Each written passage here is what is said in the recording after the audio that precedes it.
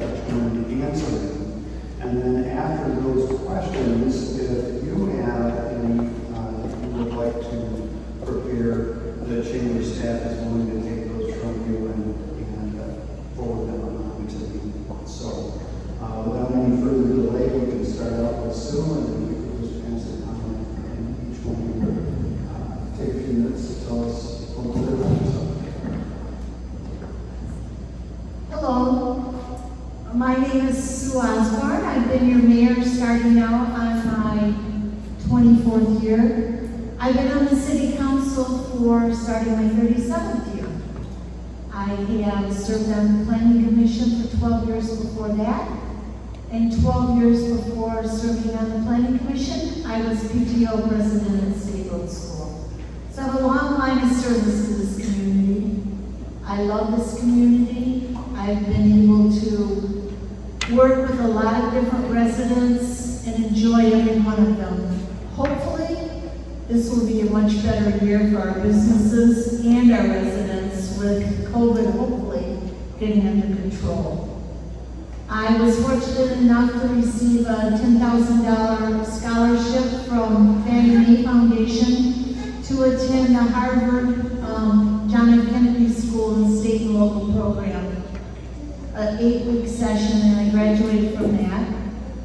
And I worked as a tax preparer for a CPA firm in Flint with Joel's dad, actually, and also as a tax examiner for the city of Flint.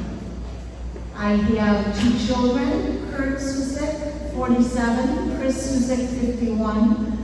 Gosh, Chris was only, I think, 16 when I started here. And I have 1 granddaughter. She's 20 years old, Peyton. And I've lived in the city for 47 years. Thank you so much for coming tonight. It's been a really nasty night out, so we're glad to have all of you in our audience. Thank you. Hi, I'm Scott Grossmeyer. I have served on city council now for a little over 8 years. And it's a little over 8 years because I was first appointed in 2013 to fill a vacant position, and then that vacancy expired in November, and I ran for office then. So I was reelected and have spent a little over 13 years now on city council. Prior to that, for the past 25 years, I've served on several boards and commissions, including the Zoning Board of Appeals, Planning Commission, and it goes on. Currently also on the MTA Board of Directors, as well as the MTA's Executive Board. I'm retired after 38 years with Michigan Bell Telephone. Younger people know it as AT&T. I have 1 daughter, Caitlin, adult, no grandkids, a couple of granddaughters that are pretty awesome. I didn't grow up in Fenton, but I've been here now for about 41 years and consider Fenton more home than the place I grew up. So I've enjoyed serving the community for all these years and hope to continue. We're all going to continue. Anyway, I appreciate you all being here tonight. Thank you. Good evening. Thank you for all being here. I'm Tracy Monticelli. I'm on my 2nd term at Fenton City Council. I was born and raised here, as was my father. Got a lot of roots here in Fenton, and have loved the city my whole life. I moved back here 8 years ago, and I've been involved prior to being on council. I was just resident here, but involved in various chamber events and worked through the chamber in various capacities. Since I've been on council, I was on the museum board for 2 years. I now sit on the arts and cultural committee.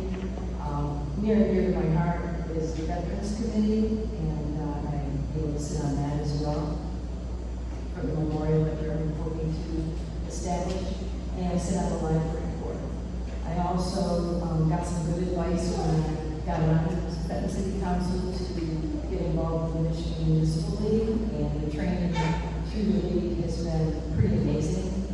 I am very interested in the financial aspects of municipal government and the lack of help from federal and state to subsidize our cities and help us with various things. So I became a member of the Tax and Finance Committee on Michigan Municipal League, and I am serving my second term on that, and it's very informative, and hopefully all my colleagues say, oh, we're never going to get money from the state, and I'm hoping that changes because more and more of the state representatives have been affiliated with either city management or city government, and they know how hard that is to get funding. So hopefully that tide will change. Thank you for being here. Thanks, Tracy. My name is Dave Mcdermott. I am a 16-year resident of the great city of Fenton, Michigan. So I'm not from here. I'm actually from Buffalo, New York, a place colder than here. We moved back here from down here in New York City about 16 years ago to raise what were young kids who are high schoolers now. And we've got involved with the community. So we've been involved in, I feel like, every single different organization here, but really that's because the approach I take and my wife takes and our children now take is, if you're not an active participant in your community, you're not really part of it. So we've been involved in many different things. I also sit on the Fenton Education Foundation as the chair of the board of directors. And that's about it. So I'm sorry, this will be my third term on council. And actually the reason I stayed on council this time is because I'm very interested in our aging infrastructure. So not just our roads, which of course is a big topic of conversation here, but everything underneath it too. And how we really have looked over the last 6 years, really, we've been talking about it and trying to figure out how we add the funding that we aren't getting from the state in order to fix what you see as well as everything underneath. And I think we're pretty close. So, thanks, Patrick. Thank you. So we've got a few questions that our committee has prepared. And we can start out with Sue, and just one question, and we'll pass the mic down before we look for questions from the audience. So the first question we have is, the city and the DDA took some positive steps to help businesses after the lockdown last year, including the gift cards and the street experience. What have we learned through that process, and any thoughts on next steps for the business community? Well, we managed to return about $850,000 back into this community through our gift card program.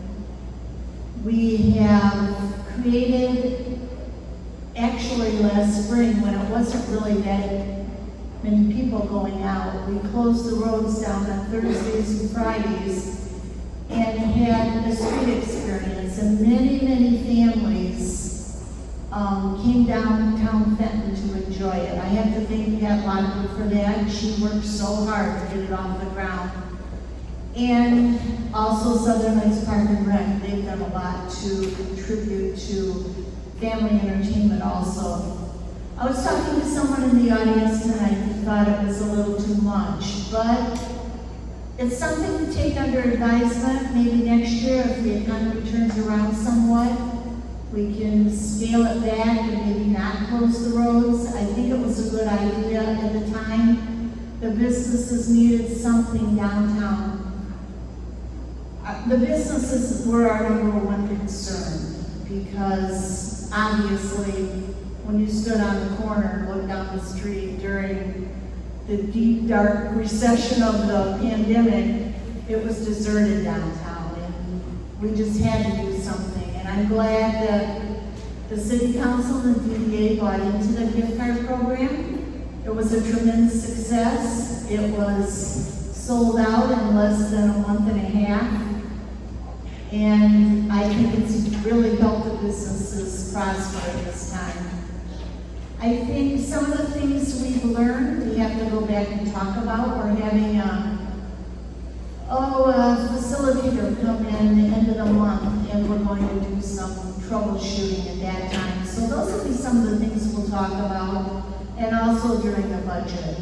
I hope that the rest of the council feels the same way I do. I'm pretty sure they do with helping out downtown and trying to get things up and running again for the businesses.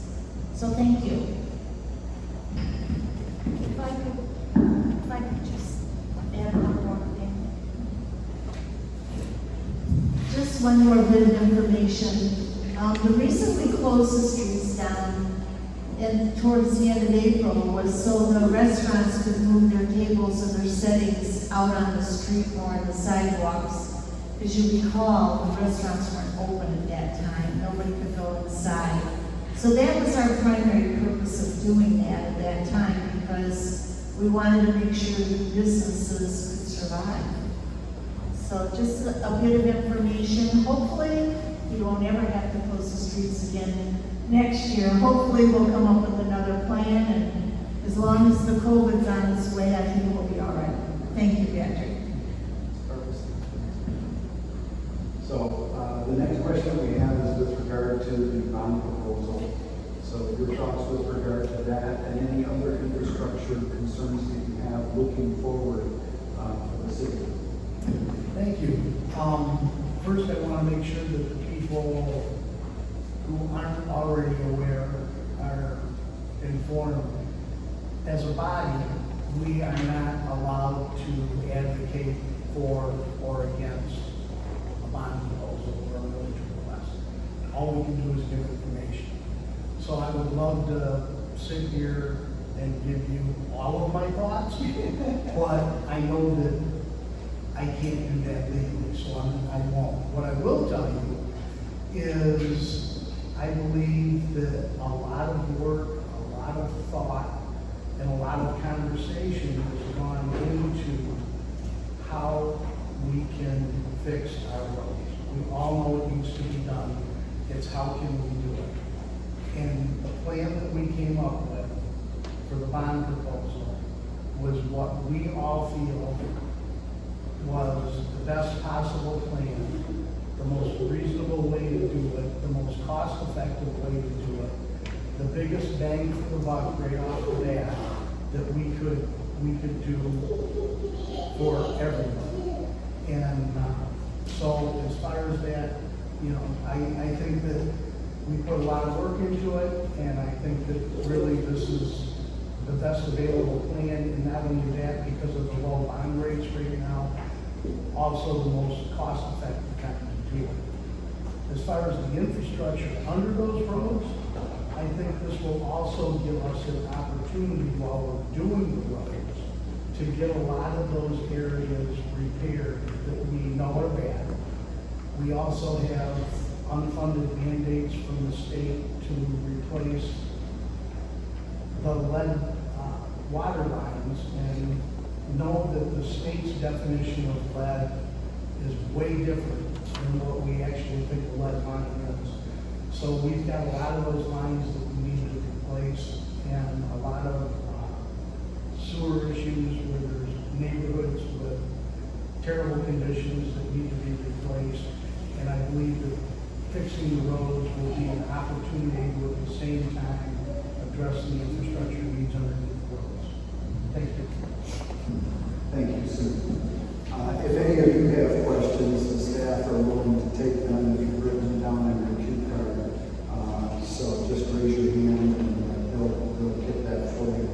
Tracy, the next question is, and just so you know, in the public, we always send out questionnaires to the candidates in advance of this event to gather some information and get some feedback from them on their candidacy. And one of the things that was brought up on a number of your responses was the importance of communication between the city and the public and other organizations. Curious, do you have any ideas how to facilitate that improved communication? Well, I think we are actually honoring it. This is my fourth year on council, and for 3 years we talked about getting a communications marketing director, and we hired one. We hired Chris Klotz. He started 6 months ago, maybe? months ago, and he started actually flagging. His first day Yeah, was okay. really honored the flag at the library. Chris has shown us with his writing skills to write on the Times, the upgrade in city's Facebook page, the marketing pieces for Bond. He is so engaged, and though not from Fenton, he is developing a real love for the community and seems to be a really good fit. I know we're working on improving the website as well, and Chris is involved in that. So I'm feeling that communications is just only going to get better because we have hired an employee that's sole job is to communicate and get facts up. Whereas we've not had that luxury to have that be someone's own job before. So I'm looking at it as a very positive. Okay, we have a few questions from the audience. The first one is, in your opinion, what is the number one issue facing the city of Fenton? I mean, it's pretty straightforward roads, like roads. First, second, third. I do think, it is symptomatic of any community of our stuff type where we've seen decreasing tax revenues, or tax revenues are lower than they've been in 15 years and continue to be suppressed every year, which is not a bad thing. It's not a bad thing to raise taxes, but this is one of those times where we need to acknowledge that and reinvest back in our community for a period of time. So, roads. So this next question from someone in the audience might be related to that. What are your recommendations for how the city should spend American Rescue Plan funds? I don't know. It says 1.3 million in the question. We are meeting with the county, actually Lynn and I just got the email today. We've had several meetings with them, and we will be discussing ways. There's been talk of combining the monies with the county. I'm not sure if that's what we're gonna do, but we're discussing it, and hopefully we'll be able to come to some conclusion. There are only certain things those money can be used for, though, and it can't be used for roads. It can't be used for infrastructure. If we're lucky enough to see the ballot or the proposal passed in Congress right now, there is an infrastructure package on that, and that's something we could use to do the lead service lines. So that would be greatly appreciated if we get that.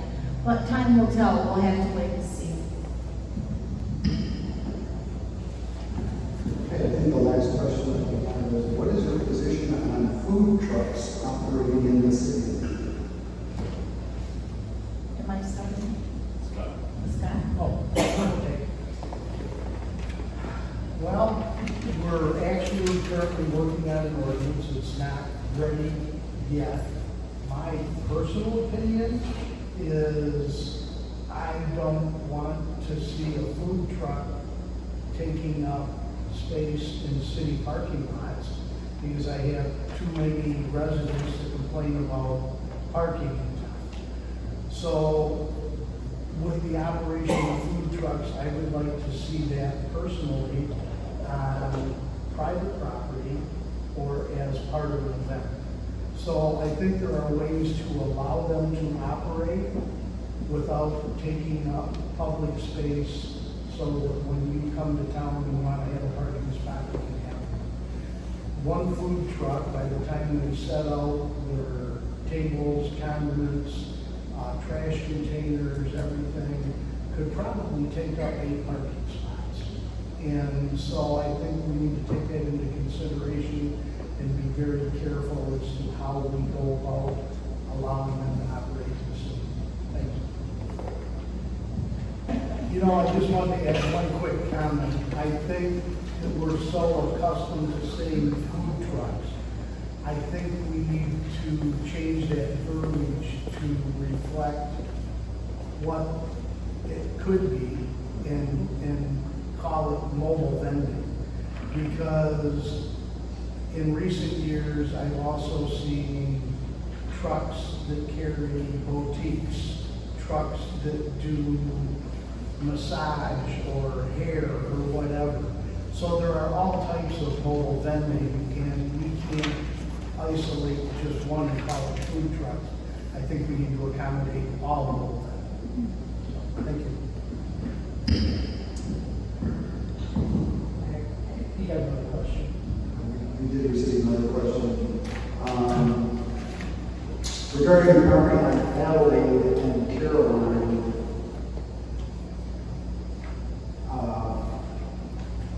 off Ridgeway,